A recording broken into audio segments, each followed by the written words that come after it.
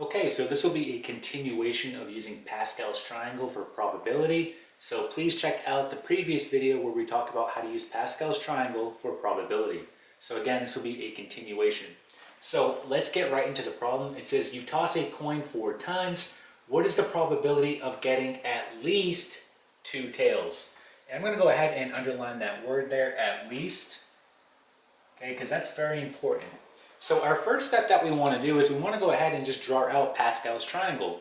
Now the total number of times that we're going to toss the coin is 4. So that means I want my diagonal of my Pascal's triangle to go up to 4.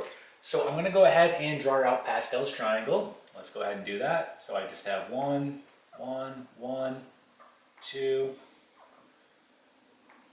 right? Just drawing out Pascal's triangle so that my diagonal, this diagonal here, goes up to 4.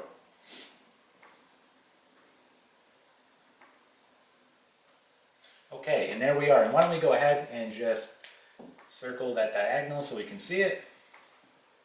Okay, so since we're going to toss it a total of 4 times, we're going to use the coefficients in this row here, right? So we're looking at this 4 here. So what we want to do is go ahead and write this as a binomial because there's 2 possibilities that I could get. I could either get heads or tails, right? So I could write it the following way. I could say h plus t to the 4th power because I'm going to toss it 4 times. You could also say t plus h, it doesn't matter, you'll get the same answer at the end. I'll just write it like this. So again, since I can write it as a binomial, I can go ahead and use Pascal's triangle to expand this out. And that's exactly what we're going to do here, just like we did in the previous problem. So let's go ahead and write that out. So again, I'm going to use my coefficients in this row. My first coefficient is 1, so I get 1. Then I get h to the 4th. Then t to the 0, and then just continuing on, so plus, using my next coefficient, it's 4, and then I get h to the 3rd, t to the 1st, plus, using my next coefficient, it's 6, so I get h to the 2nd, t to the 2nd, plus, my next coefficient is going to be 4, and I get h to the 1st, t to the 3rd, and then last, right, we have plus. My next coefficient is going to be 1, so then just 1, h to the 0, and t to the 4th. Okay, so there we are. And now we talked about this in the previous example. So just using this right here, looking at this term, right, where we have 6, h to the 2nd, t to the 2nd, what that's telling us is the following.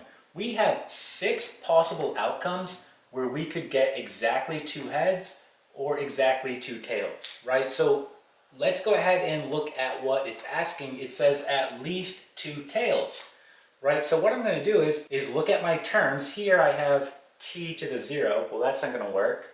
T to the 1st, that's not going to work. Well, t to the 2nd, that will work. That's at least 2.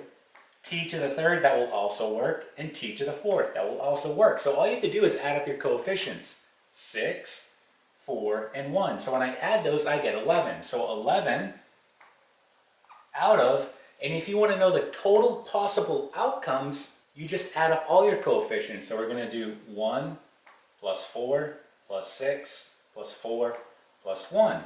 When we do that, we get 16.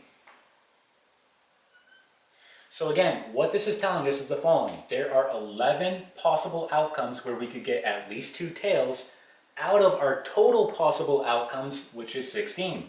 So that's going to give us a percentage, and that's going to give us the percent probability of getting at least 2 tails. So let's go ahead and plug this into our calculator. When you plug it in, you get the following.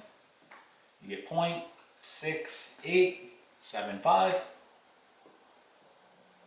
Okay. And then we want to write it as a percentage, so simply multiply it by 100, and let's go ahead and write it right here. We get 68.75%. So 68.75% is going to be the percent probability of getting at least 2 tails when you toss a coin 4 times. Okay, and that is it.